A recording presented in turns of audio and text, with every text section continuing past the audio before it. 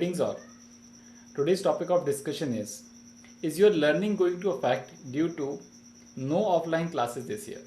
मुझे लगता है काफ़ी लोग इस सवाल से जूझ रहे हैं, क्या सिर्फ ऑनलाइन क्लासेस करने से और नो ऑफलाइन क्लासेस, कोई ऑफलाइन क्लासेस नहीं हो रही है तो इससे क्या हमारी लर्निंग अफेक्ट हो रही है?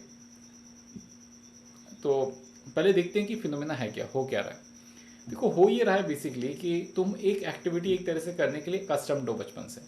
तुम्हें आदत है जाके तुम्हें टीचर देखने की, दोस्तों से मिलने की, उनसे अपने मन की बातें शेयर करने की, थोड़ा चिट चैट करने की, थोड़ा घूमने की।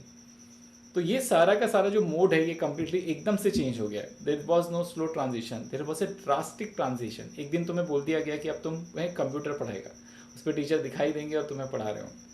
सो it was a difficult change to adapt all of a sudden. Secondly, वो एक फिजिकल ह्यूमन एटमॉस्फेयर होता है हमारे आसपास का, इनफैक्ट फिजिकल एटमॉस्फेयर भी एक कोचिंग का या फिर एक क्लासेस का या स्कूल का, वो भी हमसे कहीं ना कहीं छीन लिया गया। तो हमको एक अंदर से एक सेंस ऑफ हॉलोनेस है कि वो जो चीज़ थी बार बार देखने की जिसको आदत थी वो हमारे पास से कहीं चली गई। तो वो एक हमारा रूटीन जो था वो भी कहीं ना कहीं डिस्टर्ब हो गया उस पूरी प्रोसेस के साथ, और वो ह्यूमन कॉन्टेक्ट कहीं ना कहीं चला गया। थर्ड, एक बहुत ही मोनोटोनस सा है कि हम सुबह उठते हैं, कंप्यूटर स्क्रीन के सामने बैठ जाते हैं, पढ़ते हैं, होमवर्क करते हैं, वहीं रहते हैं, एक उसी माहौल के अंदर रहते हैं, उससे बाहर नहीं कहीं निकल पाते हैं। और सबसे बड़ी बात कि there is no newness in to it, कि वही वही एक रूटीन चला जा रहा है, दिन चेंज होते जाते हैं, हमें कुछ ऐसा सेंस ऑफ चेंज फील नहीं होता। So there is this no sense of newness in to it. अब अगर इस सिचुएशन का फ्लिप देखें, मतलब ये तो हमने देखा कि क्या एक्चुअली हो रहा है और क्या तुम फील कर रहे हो, लेकिन अगर हम फ्लिप देखें सिचुएशन का, तो फ्लिप क्या है? पहले जब तुम ट्रैवल करते थे, जब तुम फिजिकल क्लासेस जाते थे, स्कूल जाते थे, तो तुम्हारे टाइम के ऊपर तुम्हारा उतना कंट्रोल नहीं था जितना आज है। मतलब बहुत सारा टाइम ट्रैवलिंग के अंदर, बातचीत के अंदर, इंटरेक्शंस के अंदर लूज हो जाता था, लेकिन अब तुम्हारे टाइम पे पूरा कंट्रोल है। सेकेंडली, अगर हम देखें तो there is no sense of disturbance. अब तुम अपने कमरे के अंदर अकेले हो, तुम्हारे घर के अंदर तुम अकेले होते हो कहीं ना कहीं, और उतना डिस्टर्बेंस नहीं है बाहर का, आउटर वर्ल्ड का, जिससे तुम ज़्यादा डिस्ट्रैक्टेड फील करो। Thirdly, you are into the comfort of your home. खाना पीना से लेके हर चीज़, in fact your physical necessity to your hygiene to your safety, everything is taken care of. पहले जब तुम फिजिकली ट्रैवल कर रहे थे तो ये सारी चीज़ें नहीं थी। सेकेंडली, मुझे लगता है कि पढ़ाई के लिए सबसे इंपॉर्टेंट चीज़ होती है सेल्फ स्टडी एंड रिफ्लेक्शन। मतलब हमें सोचना पड़ता है पढ़ने के बाद। मुझे लगता है कि वो जो प्रोसेस एक अक्टूबर तक जाके स्टूडेंट के अंदर डेवलप होती थी स्लोली स्लोली, कि मैं किस डायरेक्शन में जा रहा हूँ, मेरे मार्क्स आएंगे या नहीं आएंगे, वो स्टूडेंट ने बहुत जल्दी पकड़ना शुरू कर दिया कि मैंने क्लास अटेंड करी, मुझे समझ में आ रहा है नहीं आ रहा।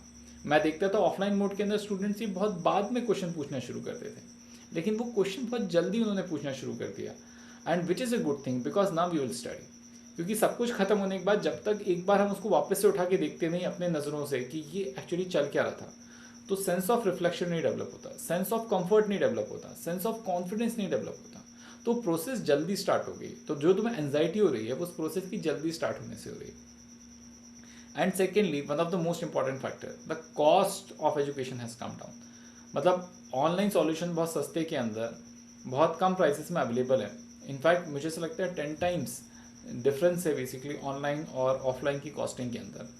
So that is a big savings. मुझे ऐसा लगता है कि वो पैसा तुम आगे अपने एजुकेशन के अंदर री इन्वेस्ट कर पाओगे और वैल्यू ऐड कर पाओगे अपनी पर्सनैलिटी के अंदर। तो जो चीज़ हमें करनी इस पॉइंट ऑफ टाइम पे, वो करनी क्या है? तो तुमको क्या करने की ज़रूरत है? सबसे पहली बात, विक्टिम की नोशन से बाहर निकलने की ज़रूरत है। You need to accept this change कि ये चेंज आ गया है। इसके अंदर हम कैसे बेटर अडॉप्ट करें, इस पर फोकस करने की ज़रूरत है। Once you start focusing on the adaptation, and सबसे बड़ी बात, इमोशनल बैलेंस हमें अपना लूज़ नहीं करना है। अगर हम इन 2-4 चीज़ों पे फोकस करें तो हम बहुत अच्छा कर सकते हैं। अब इसको करें कैसे? तो इसके लिए तुम्हें अपनी लाइफ में कुछ चीज़ें जो तुम शायद नहीं करते थे तो इंट्रोड्यूस करनी चाहिए, जैसे ब्रीदिंग एक्सरसाइजेस, फिजिकल एक्सरसाइजेस, है ना। तो ये 2 चीज़ें तुमको अपने लाइफ के अंदर लानी चाहिए, इसको एक सर्टन टाइम तुम्हें सुबह रोज़ देना चाहिए। सेकेंडली, क्योंकि तुम स्क्रीन पे ऑलरेडी इतना टाइम स्पेंड कर रहे हो, तो limit your screen time now. कि हमने जब क्लासेस अटेंड करी तो हम बाकी स्क्रीन के ऊपर जैसे टीवी और फ़ोन पे टाइम स्पेंड नहीं करेंगे। Try to spend that time with your family members. कई बार ऐसा हो जाता था मेरे साथ ही कि मैं उनसे बहुत कनेक्ट नहीं कर पाता था बिकॉज कि मैं बाहर ही रहता था, लेकिन अब मैं घर के अंदर हूँ, मैं उनके साथ ज़्यादा टाइम स्पेंड कर सकता हूँ। तो मुझे ये टाइम उनके साथ स्पेंड करके एक ह्यूमन कनेक्ट और अपना उनके साथ जो उसे इंक्रीज़ करने की कोशिश करनी चाहिए।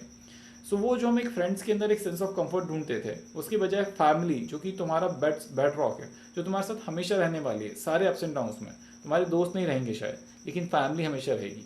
उनके साथ तुम अगर अपना टाइम इन्वेस्ट कर रहे हो तो अपने रिलेशनशिप्स के अंदर तुम बहुत ही पॉजिटिव इन्वेस्टमेंट कर रहे हो which will ultimately pay off. And last and but not the least, be positive. अगर तुम हर चीज़ को निगेटिव होकर सोचोगे इस पॉइंट ऑफ टाइम पे कि पहले तो ऐसा होता था, पहले तो ऐसा होता था, तो उस समय भी बहुत कुछ ऐसा होता था जो तुम्हें पसंद नहीं था। जब हमारे लाइफ के अंदर कोई चीज़ ऐसे चेंज होती है तो हम उसकी निगेटिव सारे भूल जाते हैं, सिर्फ पॉजिटिव्स याद रहते हैं। तो अगर तुम बैलेंस व्यू लोगे तो तुम देखोगे कि there have been certain changes which have been for all. ऐसा नहीं कि तुम्हारे साथ हो रहा है, सबके साथ हो रहा है। और अगर हम उसको बेटर अडॉप्ट कर पाएंगे तो डेफिनेटली हमको एक एज मिलेगी बाकी स्टूडेंट से, बाकी लोगों से अपनी जर्नी के अंदर। आई होप मैंने अपना पॉइंट तुम्हें बहुत क्लियरली कन्वे करने की कोशिश करी और तुम मेरी बात को समझे। Thank you.